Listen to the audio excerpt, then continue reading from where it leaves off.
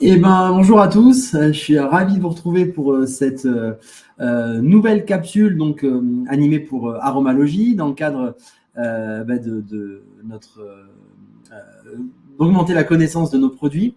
On est en train, donc là, on va parler aujourd'hui du sport et des compléments alimentaires et de voir comment on peut augmenter finalement la performance avec des compléments alimentaires, aussi bien à base d'huile essentielle que d'algues. Et évidemment, c'est ce qu'on va commencer à développer. Alors, un petit rappel quand même. Donc, Aromalogie, on est une marque de compléments alimentaires distribuée en pharmacie. On a aussi un site internet et on fait des compléments alimentaires qui contiennent donc des huiles essentielles, des algues et puis de la coquille d'huître fossilisée. Et donc, ce que je vous propose de commencer par voir avant d'entrer dans le thème que nous allons traiter aujourd'hui, donc autour du sport. Allez, alors on va se faire peut-être comme ça. Tac, voilà.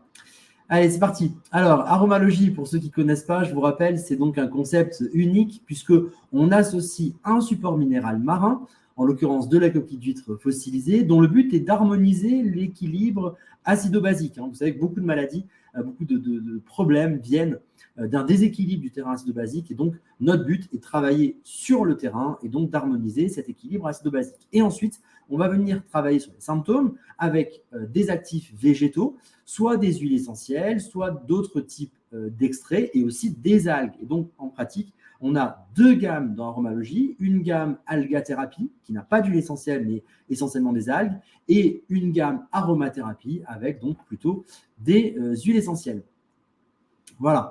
Le principe est donc d'utiliser finalement la puissance de ces deux gammes, à la fois la gamme aromathérapie et la gamme algathérapie, pour soulager rapidement les personnes qui vont prendre nos compléments alimentaires et de bénéficier de la sécurité associée à nos produits, puisqu'ils sont dosés de manière à être à la fois efficaces et sûrs. Parce que ce qui est très intéressant aussi, c'est qu'on a un support poudre qui va absorber en quelque sorte les huiles essentielles et qui va donc les rendre aussi beaucoup plus tolérables au niveau du tube digestif. On n'a pas les inconforts qu'on peut avoir parfois quand on prend des huiles essentielles, soit pures, soit sur un support huileux.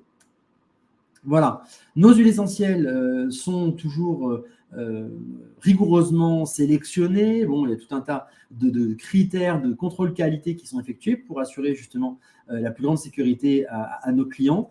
Et pareil pour la gamme algathérapie, on sélectionne nos algues de manière à avoir un apport en minéraux et en vitamines qui soient les plus élevés et les plus pertinents possibles, mais pas que. On travaille beaucoup aussi sur les ulvanes qui vont intervenir dans beaucoup de processus de régulation et donc on dépasse simplement l'apport de minéraux et de vitamines et le sport sera justement l'occasion d'aborder aussi tous ces aspects-là. Voilà. Alors, on entre tout de suite dans le vif du sujet et on va parler donc du sport et des compléments alimentaires. Alors d'abord, qu'est-ce qu'on entend concrètement par le sport? Alors, ça peut paraître évident de parler de sport, mais en réalité, quand on parle de sport, on parle de quelque chose d'assez global et on va intégrer à la fois dans le sport la phase de préparation, la phase d'effort physique et la phase de récupération. Et donc, la performance sportive implique ces trois phases qui sont indispensables. Préparation, donc en gros, c'est l'échauffement. L'effort physique, c'est là où on va chercher à atteindre la performance la plus élevée. Et puis la phase de récupération. Alors, plus dans le détail maintenant, on peut essayer de gagner en efficacité en ayant une préparation qui soit la plus efficace possible et qui soit du coup optimale. Alors, qu'est-ce qu'on peut faire justement dans cette phase de préparation de l'effort? Alors, le rôle de la préparation de l'effort, le rôle de l'échauffement en quelque sorte, il est double en fait. Premier rôle, c'est de favoriser la performance. Ben oui. Comment fait-on ça? Eh bien, en augmentant la température. Premier effet qu'on cherche quand on réalise un échauffement, c'est d'augmenter la température. Et on va voir tout à l'heure, ce n'est pas si simple, parce que de quoi augmente-t-on la température en réalité? Eh bien, on verrait que quand on travaille là-dessus, on voit qu'il y a quand même plusieurs aspects qu'il faut considérer. Donc, le premier point, c'est favoriser la performance par une augmentation de la température. Et puis ensuite, deuxième point, c'est éviter les blessures. Et c'est en gros ces deux objectifs que cherche à atteindre un échauffement efficace. Alors, si maintenant on détaille un petit peu ces deux aspects, Qu'est-ce qu'on peut en dire? D'abord, qu'est-ce qui se passe quand on prépare les articulations? Ce qu'il faut savoir, c'est qu'au niveau de la majorité des articulations de notre corps, on a un cartilage qui vient recouvrir la surface des deux os qui vont être en contact. C'est ici une articulation très classique, on appelle l'articulation synoviale, puisque entre les deux os, on a un liquide qui assure un rôle de lubrification, qu'on voit ici en jaune, qui est le liquide synovial, et au-dessus de l'os, donc qui recouvre la surface, on a le fameux cartilage articulaire. Donc le cartilage, vous voyez bien ce que c'est, quand vous mangez une cuisse de poulet, par exemple, c'est la partie blanche très lisse qui recouvre l'os. Ce cartilage, il a justement le rôle de limiter les frottements, justement en étant très lisse, mais aussi un rôle d'amorti. Et ce qui est très important, c'est de savoir que ce cartilage, il n'est pas vascularisé. Dans le cartilage, il n'y a pas de vaisseau sanguin. Et donc, bien qu'il n'y a pas de vaisseau sanguin, alors qu'il est constitué de cellules vivantes, en partie en tout cas. Et donc, comment est-ce qu'on assure la survie de cellules sans avoir de sang qui amène les éléments nutritifs? Eh bien, on assure cette survie par une distribution d'éléments indispensables. Et ces éléments indispensables viennent par l'extérieur. En fait, on le voit ici, les échanges se font à travers, grâce plutôt au liquide synovial, qui vont entrer et sortir du cartilage. Et donc, petit à petit, ces échanges vont amener les éléments nutritifs au cartilage qui vont en même temps se gonfler. Et en gonflant, eh bien, il prend son rôle justement d'amorti dans les contraintes que peuvent subir les articulations. Donc, l'effort physique, finalement, va permettre de faire rentrer et sortir du liquide à l'intérieur du cartilage. Ça permet de nourrir le cartilage et en même temps, ça va le faire augmenter de volume et donc lui permettre de remplir au mieux les fonctions pour lesquelles il est présent. Concrètement, ce que ça veut dire, c'est que si on ne se sert pas d'une articulation, eh bien, le cartilage a tendance à dégénérer. C'est-à-dire ce qu'on observe, vous savez que, par exemple, en apesanteur, eh bien, on a une dégradation des articulations qui peut justement s'expliquer, en partie en tout cas, par le fait que le liquide rentre moins dans le cartilage et donc remplit moins son rôle de nutrition. Et pareil, quand on est alité, par exemple, pendant longtemps, le cartilage peut s'atrophier du fait justement qu'il est moins nourri par cet effet de pompage, en quelque sorte, du liquide synovial.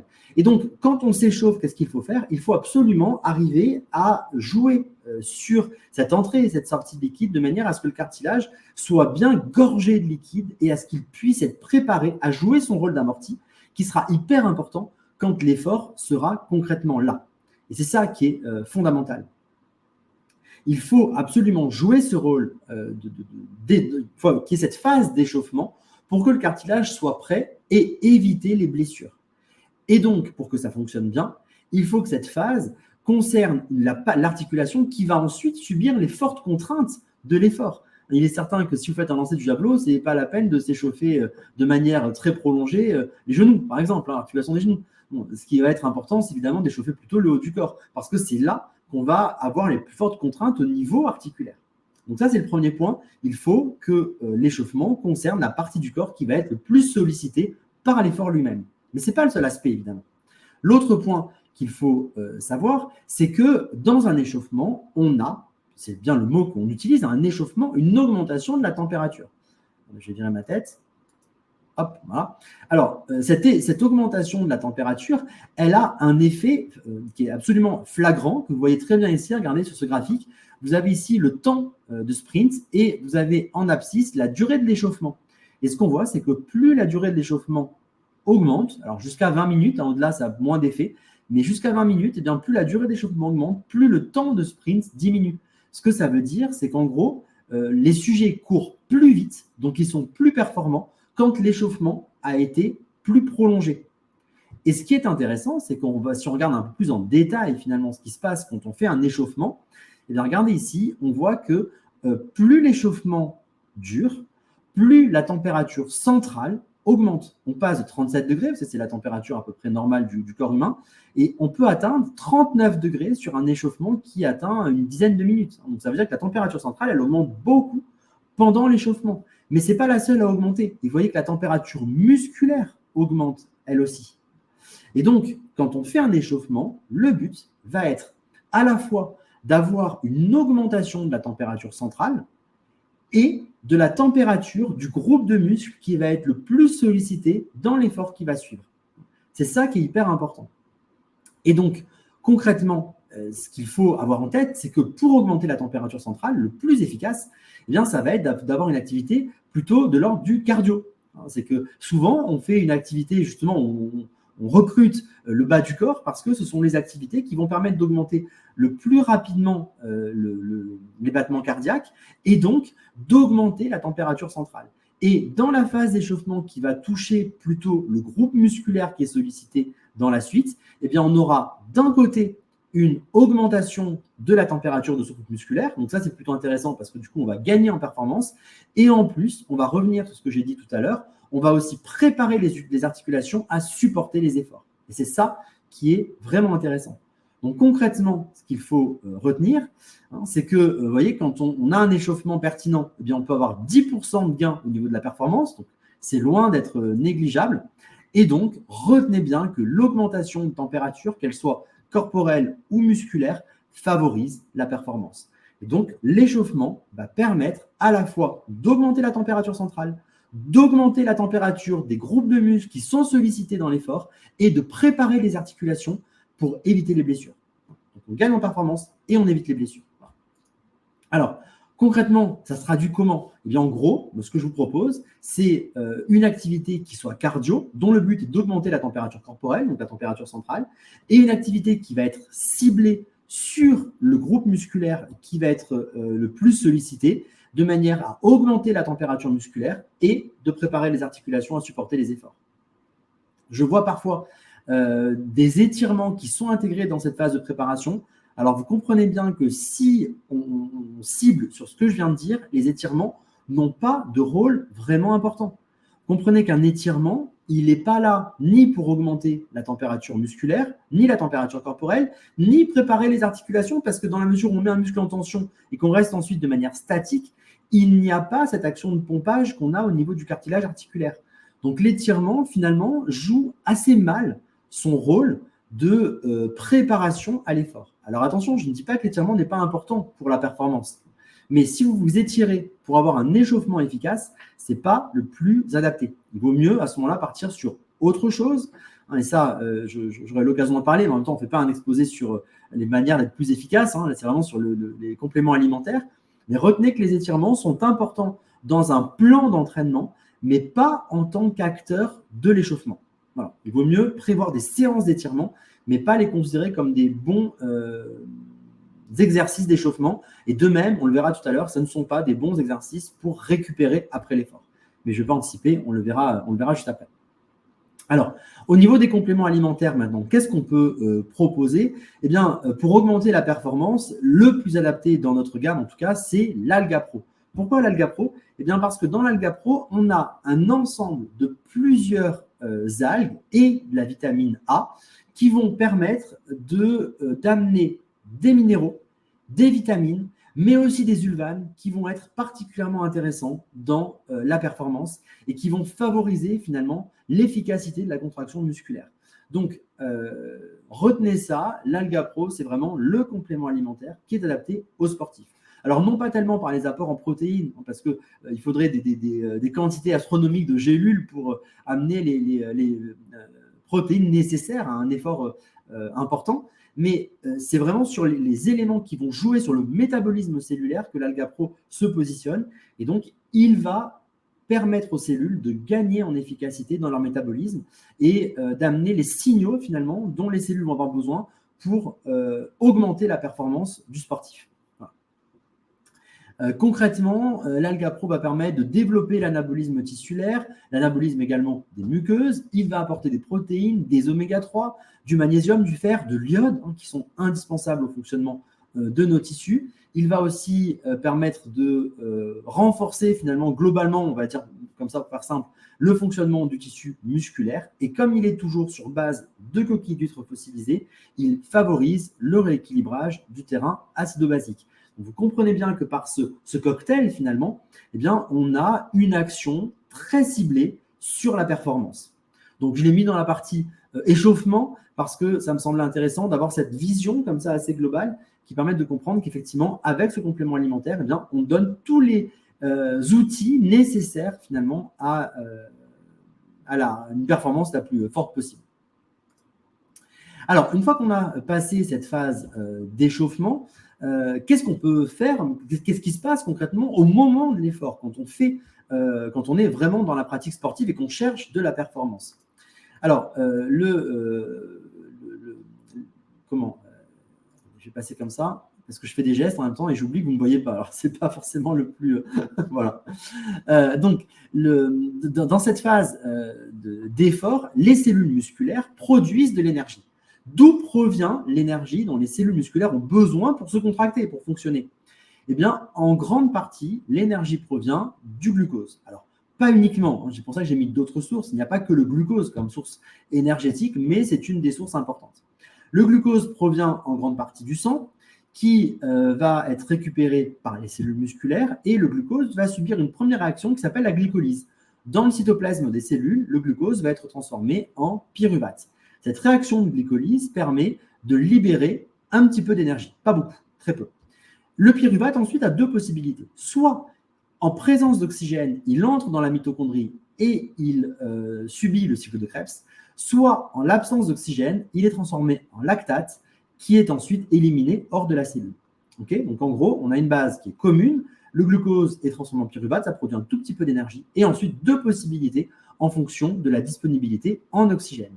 La voie qui utilise de l'oxygène et qui se déroule donc dans la mitochondrie des cellules va produire beaucoup d'énergie. Vous voyez, la grosse pile est ici, alors que la petite pile est là. Hein.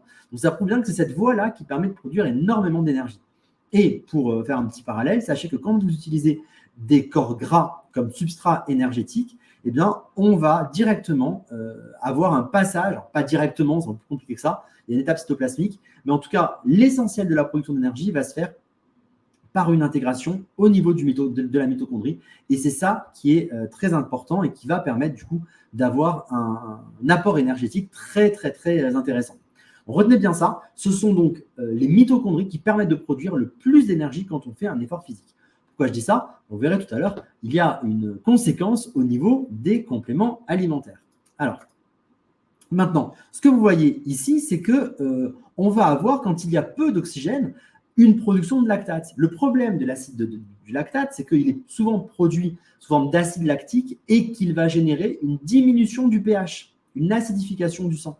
On parle d'ailleurs parfois d'acidose métabolique. Et ça n'est pas favorable à la performance. Quand on est en acidose métabolique, on a tendance à perdre de l'efficacité et à terme, l'effort s'arrête. Donc, le but est toujours de limiter l'acidose métabolique. Et donc, vous verrez qu'il y a des choses à faire par rapport à ça. Alors, sachez quand même que les cellules vont produire de l'acide lactique de manière assez évolutive au cours du temps. Regardez, ici, vous avez un graphique qui vous montre la concentration en lactate dans le sang en fonction soit de l'intensité, soit de la durée. J'ai simplifié pour essayer de donner quelque chose qui soit le plus facilement compréhensible. Et vous voyez que finalement, la production d'acide lactique, donc de lactate, elle a tendance à être comme ça exponentielle. Et donc, ça peut augmenter très vite. Au début, la production est assez lente. Pourquoi? Parce que pour des intensités ou des durées faibles, eh bien, on va plutôt utiliser des filières qui mettent en jeu de l'oxygène. Et donc, on est plutôt dans ce cadre-là. Donc, peu de production de lactate, c'est logique, puisqu'on utilise plutôt des filières qui mettent en jeu de l'oxygène. Et puis, à partir d'un certain moment, à partir d'une certaine intensité d'effort, ou parfois à partir d'une certaine durée d'effort, eh bien, à ce moment-là, on va avoir une impossibilité de ne recruter que des filières qui utilisent de l'oxygène. Et donc, on va passer avec des filières qui produisent du lactate, et c'est ce qu'on voit à partir à peu près de cette zone-là. À partir de 2 millimoles par litre de lactate, on considère qu'on a déjà du lactate dans le sang qui va influencer la performance, ce qu'on appelle le seuil aérobie. À ce niveau-là, on commence à sentir que l'effort devient difficile, mais on peut encore quand même le poursuivre.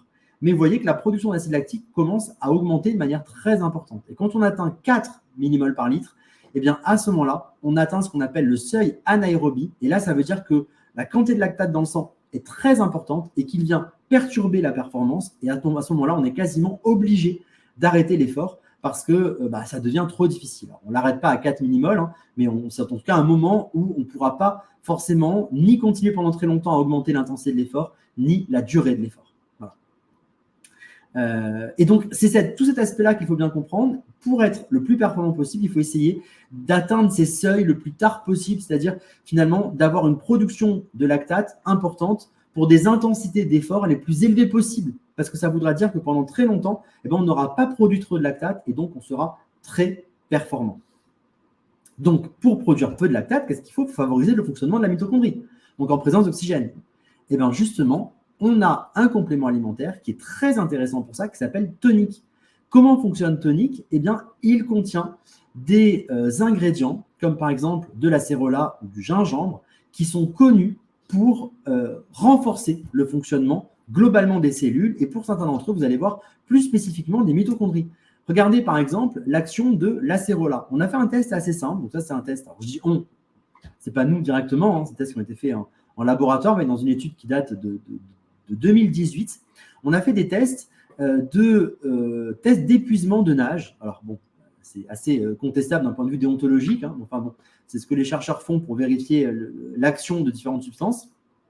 Et en fait, ils vont donner des compléments d'acérola, donc à des souris, dosés, vous voyez, à différentes teneurs, 50 mg par kilo et par jour, de 50 à 200 mg par kilo et par jour aux souris. Et ils voient pendant combien de temps la souris nage dans son petit bassin avant d'arrêter de nager par épuisement. Voilà. Évidemment, quand elle arrête de nager, il la laisse pas se noyer, il la sorte. Mais voilà, c'est juste pour voir combien de temps elle tient en fait dans un effort où qu'elle est obligée de subir. Eh bien, vous voyez que pour des doses de 100 mg par kilo et par jour, eh bien, la souris tient grosso modo 3 fois plus longtemps la nage que le contrôle. Donc, c'est quand même très, très important. Donc, ça montre que l'acérola a une vraie action antifatigue et quand même objectivée.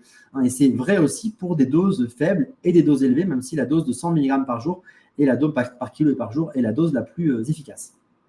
Donc, objectivement, on voit en tout cas que sur animal, eh bien, l'acérola a un vrai rôle contre la fatigue. Comment elle joue l'acérola concrètement? Eh bien, l'acérola va avoir deux modes d'action principaux. D'abord, augmenter la disponibilité en substrat énergétique. Donc, elle va en fait permettre de libérer plus de substrat énergique dans le sang, ce qui va permettre aux cellules d'en disposer davantage. Donc, ça, c'est intéressant. Et le deuxième point, c'est que ça va permettre d'augmenter le fonctionnement des mitochondries. Et ça aussi, c'est particulièrement intéressant puisque en augmentant le fonctionnement des mitochondries, eh bien, on va augmenter la production d'énergie et donc gagner en performance, évidemment. Donc, l'acérola permet d'avoir plus de substrats énergétiques et de les métaboliser de manière plus efficace au niveau des mitochondries. Le ginseng, par exemple, va jouer à peu près de la même façon. On sait que le ginseng a une action de stimulation de la fonction mitochondriale et donc, en augmentant la production d'énergie, il va permettre de diminuer la sensation de fatigue et ça aussi, ça a été validé par des études cliniques. Donc, ce sont des expériences qui ont été menées qui montrent qu'effectivement, le ginseng a un vrai effet anti-fatigue par une action sur la fonction mitochondriale. Donc, vous comprenez bien que quand on associe du coup des éléments de la phytothérapie finalement, qui travaillent sur la fonction mitochondriale, qui est celle qui permet de produire le plus d'énergie, soit à partir de glucose, soit à partir d'autres sources de substrat énergétique, comme par exemple des lipides, eh bien forcément on va gagner en performance puisqu'on va produire plus d'énergie, tout simplement. Alors, on verra après évidemment quel protocole je propose par rapport à ça. Et retenez bien également qu'on a certains minéraux qui sont alcalinisants, comme le magnésium, le calcium et le potassium, et que ces minéraux alcalinisants vont permettre de remonter le pH urinaire. Et vous savez, quand le pH urinaire remonte, eh bien, ça traduit le fait qu'on aura finalement harmonisé l'équilibre acido-basique plasmatique. Donc, ces minéraux vont permettre de lutter contre l'acidose métabolique dont on a parlé ici, rappelez-vous, avec les fameux taux de lactate dans le sang. Et donc, en contrôlant l'acidose métabolique, eh bien là aussi, on favorise la performance. On voyait que d'un côté, on peut jouer sur de la phytothérapie qui va permettre de renforcer le fonctionnement mitochondrial de nos cellules, et d'un autre, on a de la coquille d'huître fossilisée qui va permettre de limiter l'action du lactate qui est produit, l'action négative du lactate sur le pH plasmatique. Voilà, donc ça, ce sont les points les plus importants. Alors, rappelez-vous aussi qu'on a différents types d'apports de calcium. On peut avoir de la coquille d'huître fossilisée qu'on retrouve dans tous nos compléments alimentaires, dans la majorité de nos compléments alimentaires. aussi bien de la gamme algathérapie que de la gamme aromathérapie, mais on a aussi du lithotame qu'on peut retrouver en tant que tel, qui est très très efficace pour réguler le pH plasmatique et en plus qui a l'avantage d'apporter de l'iode. Donc ça, c'est vraiment particulièrement pertinent. Voilà. Dernière phase de l'effort, après l'échauffement, l'effort physique, eh bien, que peut-on dire à propos de la récupération?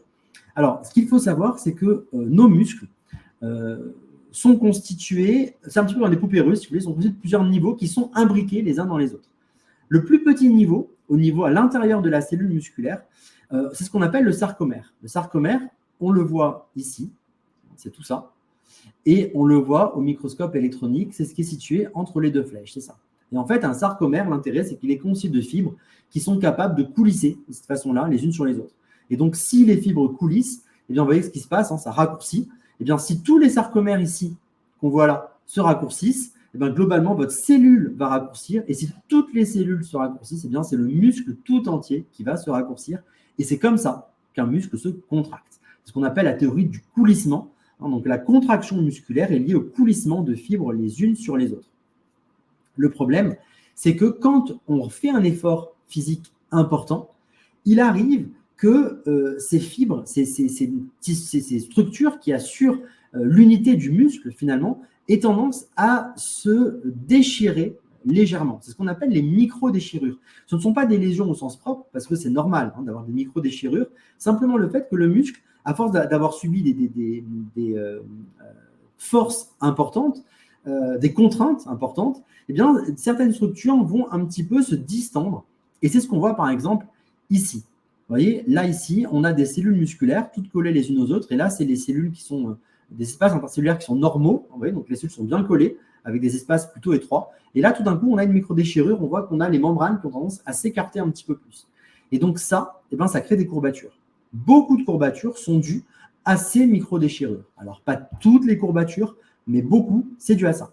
On dit parfois que les courbatures sont dues à l'acide lactique. En réalité, c'est assez rare, les courbatures dues à l'acide lactique. La plupart du temps, c'est des problèmes mécaniques, c'est du physique, c'est des lésions, c'est traumatique. Et regardez au microscope électronique, des muscles, on voit très bien les sarcomères, que je vous ai montré tout à l'heure, on les voit ici aussi, regardez là, vous voyez, entre là et là, c'est un sarcomère. Et bien, regardez ici un muscle qui a été lésé avec une fameuse microdéchirure, vous voyez, ces petites zones là qu'on appelle la strisède, et bien là, elle devient complètement distendue. Et donc, ça crée un truc absolument trop large finalement. Et ça traduit aussi une microdéchirure qui est visible à l'échelle microscopique. Et ça, pareil, les microdéchirures créent des douleurs. Et donc, les courbatures qu'on va ressentir après un effort, c'est souvent dû à ça. Le problème, c'est que si vous refaites un effort musculaire trop rapproché sur un muscle qui a déjà des microdéchirures, ben vous aggravez la microdéchirure. Et donc, potentiellement, après, c'est plus une microdéchirure, ça devient carrément une lésion. Et là, ben, c'est une blessure. Et donc là, ça devient contre-productif par rapport à votre performance. Pareil, si vous faites un étirement sur un muscle qui a subi des microdéchirures, ben, je pense que c'est assez logique, vous comprenez bien, un étirement là-dessus, ben, c'est négatif. Vous allez aggraver la microdéchirure. Et là, vous allez aggraver votre risque de blessure. Donc, des étirements pour avoir moins de courbatures sur un muscle qui a subi des microdéchirures, comprenez bien, on n'est pas du tout dans quelque chose de logique et qui puisse être vraiment efficace. Donc, les étirements, que ce soit pour réchauffer ou pour récupérer, ce n'est pas à ce moment-là qu'il faut les faire. En tout cas, les étirements qui sont vraiment les étirements passifs. Après, il y a d'autres types d'étirements où là, oui, ça peut se concevoir, mais ce ne sont pas à proprement parler des étirements parce qu'il n'y a pas vraiment de tension forte générée dans le muscle pour l'étirer. Dans ce cas-là, si on est vraiment puriste, ce ne sont pas vraiment des étirements. Bon, enfin, fermons la parenthèse. Donc, vous comprenez bien que quand on a de cette façon-là des microdéchirures, il y a une lésion des tissus. Et donc, ça nous amène à qu'est-ce qu'on fait par rapport à ça? Comment peut-on finalement récupérer plus vite? Comment peut-on diminuer la sensation de courbature? Eh bien, on a un complément alimentaire qui joue ce rôle-là, c'est l'articulaire. L'articulaire, justement, il est conçu pour limiter les sensations désagréables qu'on peut ressentir, soit globalement sur une articulation, soit en particulier après un effort physique. Comment est-ce que ça fonctionne? Eh bien, on a des extraits végétaux, du cartilage de raie également, qui vont permettre de renforcer notre cartilage et en même temps des huiles essentielles qui vont avoir une action sur la structure de l'articulation. Alors concrètement, je vous ai mis ici un petit schéma pour résumer le fonctionnement. On a de la phytothérapie qui va permettre de renforcer le cartilage et de contrôler l'inflammation. La coquille d'huître fossilisée qui a toujours le même rôle de rééquilibrage du terrain acide basique et de l'aromathérapie qui va venir contrôler l'inflammation. Et là aussi, on a pas mal d'études qui montrent comment tout cela fonctionne. Concrètement, on arrive donc à avoir une action anti-inflammatoire, détoxifiante et antioxydante. On comprend bien qu'après un effort physique important, eh bien, ça va être très intéressant pour justement limiter les courbatures.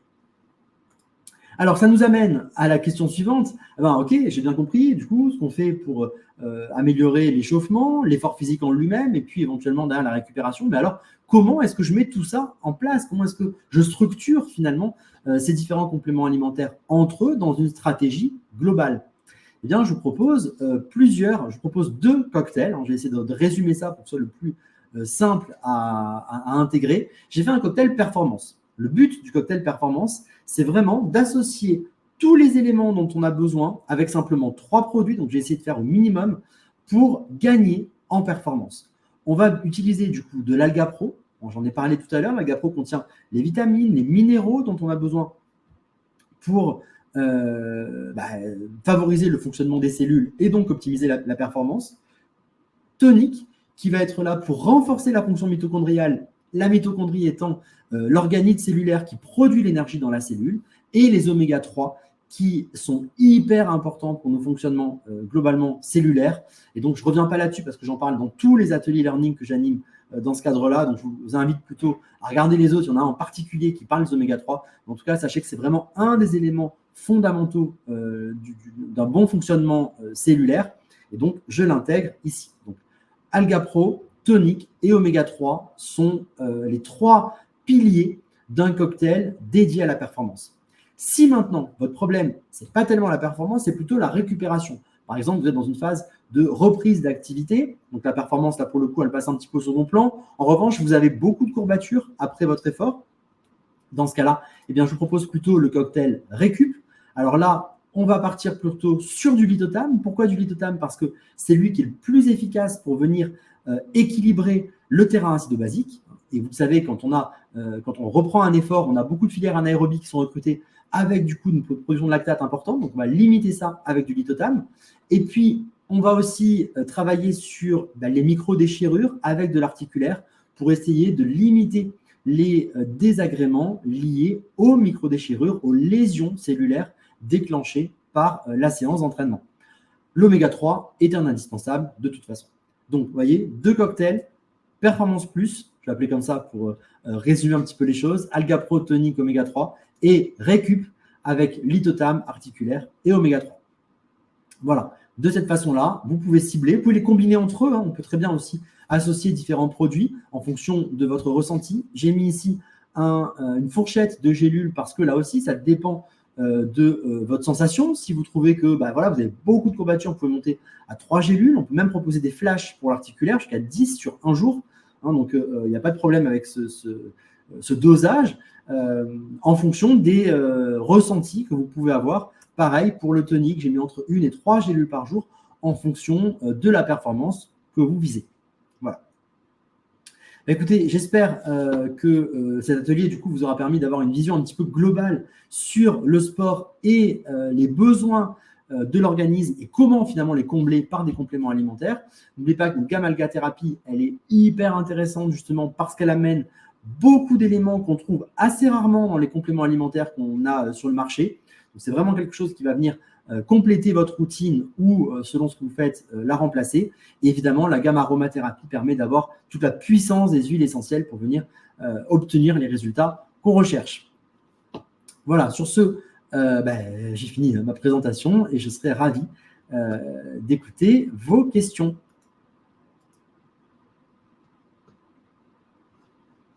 Est-ce que du coup, n'hésitez pas à utiliser les claviers. Je prends les questions sur Facebook et YouTube. Donc, si vous voulez écrire en commentaire sous la vidéo directement, normalement, je dois les voir. et elles apparaissent. OK. Bon, bah, j'ai l'impression qu'il n'y a pas trop de questions pour le coup.